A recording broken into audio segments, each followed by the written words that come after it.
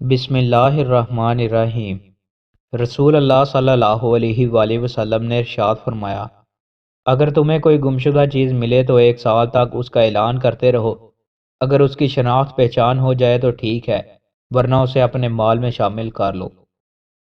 رسول اللہ صلی اللہ علیہ وآلہ وسلم سے پوچھا گیا، کون سا عمل اللہ کے نزدیک زیادہ پسندیدہ ہے؟ فرمایا کہ جس پر ہمیشگی کی جائے، خواہ وہ تھوڑی ہی ہو، اور فرمایا نیک کام کرنے میں اتنی ہی تکلیف اٹھاؤ جتنی طاقت ہے جو ہمیشہ نبھا سکے۔ رسول اللہ صلی اللہ علیہ وآلہ وسلم نے ارشاد فرمایا، جب تم شوربہ بناؤ تو اس میں پانی زیادہ ڈالا کرو اور اپنے پڑوسی کا بھی خیال رکھا کرو۔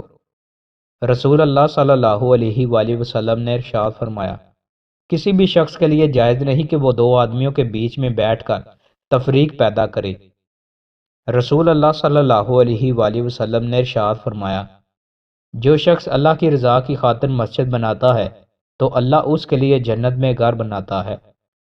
رسول اللہ صلی اللہ علیہ وآلہ وسلم نے ارشاد فرمایا، جان لو کہ ناپسندیدہ چیزوں پر صبر کرنے میں بڑی خیر ہے، اور مدد صبر کے ساتھ، کشادگی تنگی کے ساتھ، اور آسانی مشکل کے ساتھ ہوتی ہے۔ رسول اللہ صلی اللہ علیہ وآلہ وسلم نے ارشاد فرمایا، اگر ناخن کے برابر جنت کی کوئی چیز ظاہر ہو جائے تو وہ آسمان و زمین کے کناروں کو چمکا دے۔ رسول اللہ صلی اللہ علیہ وآلہ وسلم نے ارشاد فرمایا، میرے امتی کی افضل عبادت دیکھ کر قرآن پاک کی تلاوت کرنا ہے۔ رسول اللہ صلی اللہ علیہ وآلہ وسلم نے ارشاد فرمایا، سردی کا موسم مومن کے لیے موسم بہار ہے، اس کے دن چھوٹے ہوتے ہیں جن میں وہ روزے رکھ لیتا ہے، اور اس کی راتیں لمبی ہوتی ہیں جن میں وہ قیام کر لیتا ہے۔